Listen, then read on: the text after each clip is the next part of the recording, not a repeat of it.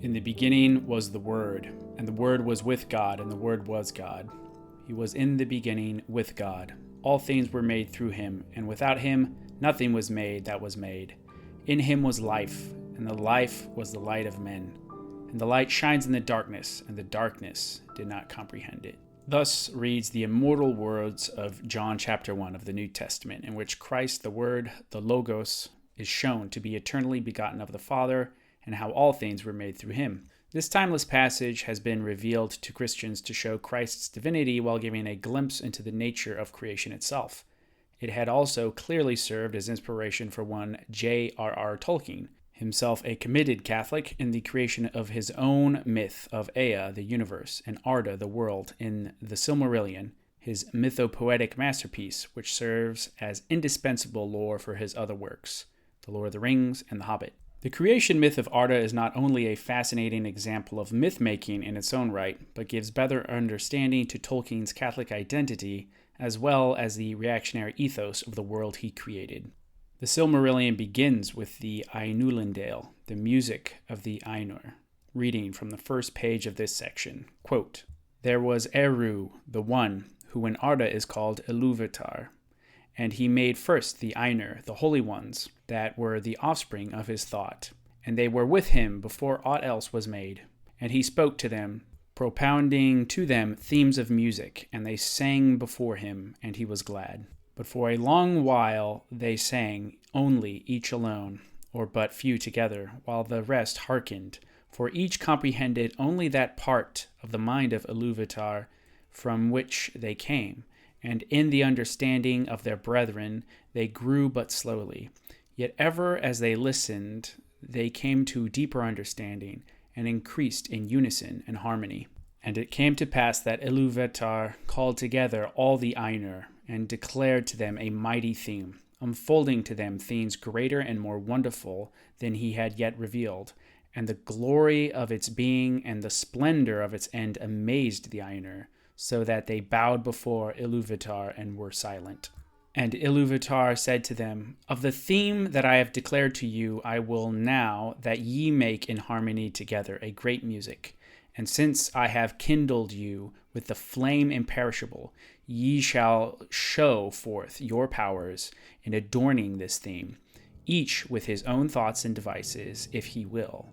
But I will sit and hearken, and be glad that through you great beauty has been awakened in song. Then the voices of the Ainur, like unto harps and lutes, and pipes and trumpets, and viols and organs, and like unto countless choirs singing with words, began to fashion the theme of Iluvatar to a great music. And the sound arose of endless interchanging melodies woven in harmony that passed beyond hearing into the depths and into the heights, and the places of the dwelling of Iluvatar were filled to overflowing, and the music and the echo of the music went out into the void, and it was not void.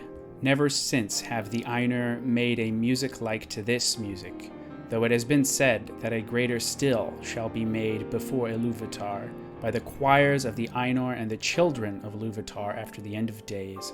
Then the themes of Iluvatar shall be played aright, and take being in the moment of their utterance. For all shall then understand fully his intent in their part, and each shall know the comprehension of each, and Iluvatar shall give to their thoughts the secret fire, being well pleased." End quote. The creation of Arda within Tolkien's lore is from the one god, Iluvatar, through his children, the Ainur, and in music. This parallels the Christian formulation of how God acts within creation, from the Father through the Son and in the Spirit. The immaterial music of the Ainur gives manifestation of the mind of Iluvatar, with the created order being one of harmony and order, yet particularity, with each voice of the Ainur bringing forth into being a different, distinct aspect of creation, like a counterpuntal bass line or soaring melody over a pedal tone bookending a rich harmonic structure. Each aspect is at once distinct, yet part of a coherent, ordered whole. To be whole and living out our telos, our purpose in both the creation myth of Arda and in Christian theology, is to willingly align oneself to the will of the One by living out the path, singing the song he has laid on our hearts to his glory. Within this opening passage to the creation myth of Arda, there's also a foreshadowing of the end times, an implication that the music of the Ainur has somehow been disrupted, and that a time shall come when the Ainur, servants begat of Iluvatar, and his children, men, elves, and the adoptive dwarves, shall one day fulfill the musical vision of Iluvatar after the end of days. Yet how did this great, life-bringing music of the Ainur fall from grace, as it were? Continuing from where we left off, quote, "But now Iluvatar sat and hearkened, and for a great while it seemed good to him, and in the music there were no flaws. But as the theme progressed, it came into the heart of Melkor to interweave matters of his own imagining that were not in accord with the theme of Iluvatar, for he sought therein to increase the power and glory of the part assigned to himself. To Melkor, among the Ainur had been given the greatest gifts of power and knowledge, and he had a share in all the gifts of his brethren. He had gone often alone into the void places, seeking the imperishable flame, for desire grew hot within him to bring into being things of his own, and it seemed to him that Iluvatar took no thought for the void, and he was impatient of its emptiness. Yet he found not the flame, for it is with Iluvatar. But being alone, he had begun to conceive of thoughts of his own, unlike those of his brethren.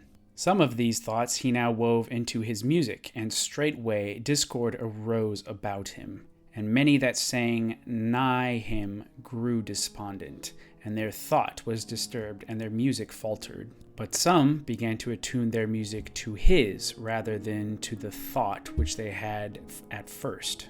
Then the discord of Melkor spread ever wider, and the melodies which had been heard before foundered in a sea of turbulent sound.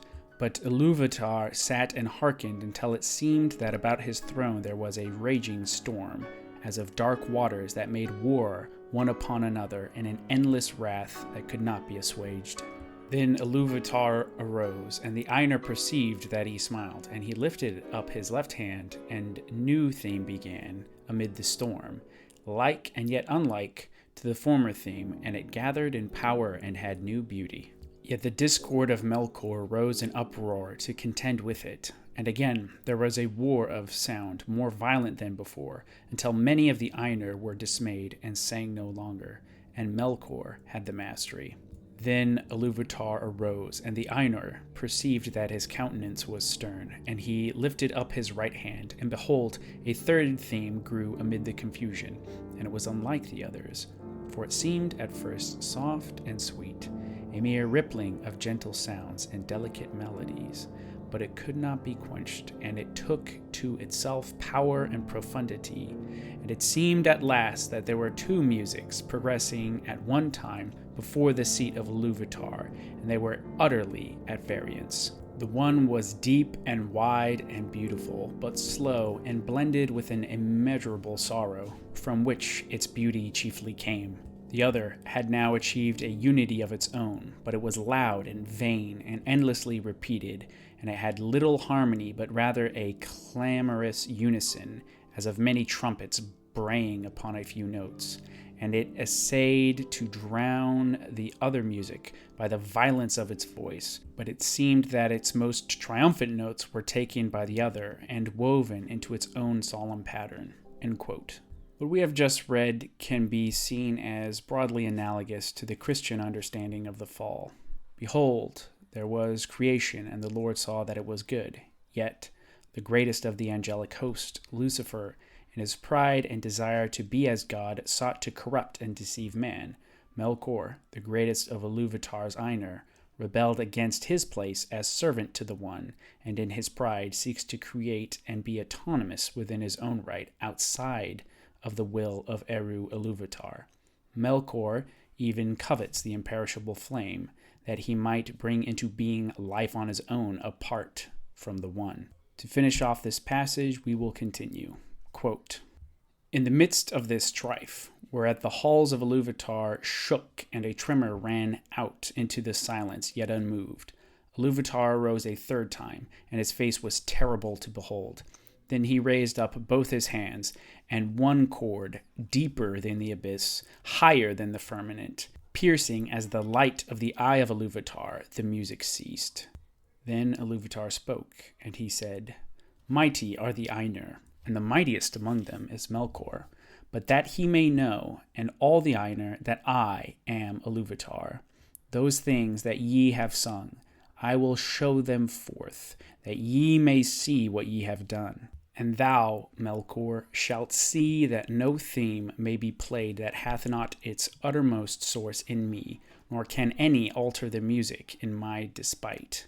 For he that attempteth this shall prove but mine instrument in the devising of things more wonderful, which he himself hath not imagined." Then the Ainur were afraid, and they did not yet comprehend the words that were said to them. And Melkor was filled with shame, of which came secret anger. But Iluvatar arose in splendor, and he went forth from the fair regions he made for the Ainur, and the Ainur followed him. But when they came into the void, Iluvatar said to them, "Behold your music." End quote. Iluvatar then goes on to show the creation of Arda to the Ainur, and the history of this world unfolds before their very eyes. The Ainur were shown the different fruits of their music, and to their surprise witnessed both the creation of elf and man, who were conceived by Iluvatar alone, and the third musical theme, to serve his own hidden purpose. Yet once again, in his pride, the greatest Ainur of Iluvatar, Melkor, sought to enter Arda and subdue both elves and men to his will, envying the gifts which Iluvatar had promised to give them, and desiring to have subjects and servants, to be called Lord, and to be master over other wills. The Christian parallels of the creation myth of Arda can hardly be missed. There is not only a celestial hierarchy, headed by the Father or the One, but the greatest of his servants, Melkor, is analogous to Lucifer, who, through his pride, brings about the fall of creation, deceiving the children of Iluvatar after they awaken from Arda, and a contingent of the heavenly host defects with him. In the Christian tradition, these are the third of angels who follow Lucifer, and within the myth created by Tolkien, they are a portion of the Maiar, who bow to Melkor. Some of these fallen spirits will become Balrogs, with the greatest of the fallen Maiar being Sauron, the Dark Lord of Mordor and lieutenant of Melkor. Yet some are faithful to Iluvatar, most notable being Alorin, later known as Gandalf, and the other wizards, including Radagast the Brown, Saruman the White, and the 2 blue wizards who ventured east after the 5 wizards arrived in Middle-earth from Valinor, the Undying Lands, in the beginning of the Third Age. These could quite literally be seen as angels come to Middle-earth to the aid of the children of Iluvatar. The creation of the one Iluvatar is given free will to submit to his will or deny him, as those created by God in the Christian tradition are given the free will to submit to heavenly authority or likewise deny him. Additionally, the creation myth of Arda is fundamentally reactionary and traditional. There is the divine Godhead and the eternally begotten Ainur, through whom Iluvatar creates Arda. And the Ainur themselves are divided into the Valar and the Maiar, what could be seen as the higher and lower angelic beings created by Iluvatar. There is hierarchy, and the principal good that can be achieved is submission to the One, in accordance to his perfect order and will, rather than embracing pride and seeking to strike out on one's own. Pride and the glorification of autonomy, self-actualization apart from the divine will are anathema, directly leading to all the pain and suffering seen in Arda. The creation of Arda not only provides insight into the profound Christian character of Tolkien, but shows that some of the greatest and most timeless myths, whether newer ones like in the fictional Silmarillion, or created by cultures all over the world throughout time, are always rooted in something primordial. They speak to us due to their timeless quality, to their connection to an obscure ancient past and heritage beyond the borders of history, modern prejudices, or sensibilities. They're powerful because, wholly true or not, they hold their hand out to the transcendent and ask for the touch of God, the immovable and immaterial in a shifting and material existence. Good myths are powerful because, on some level, their attestations are true and speak not only to lived human and civilizational experience, but they're able to reach beyond this, attempting to pierce the veils of shadow and grasp a timeless permanence, as we but see through a glass darkly in this world. And when we can do so, are able to truly feel that which lies beyond, yet ever near to our hearts. Happy Tolkien Day, and if you want to support me, the links can be found below. Patriarch out.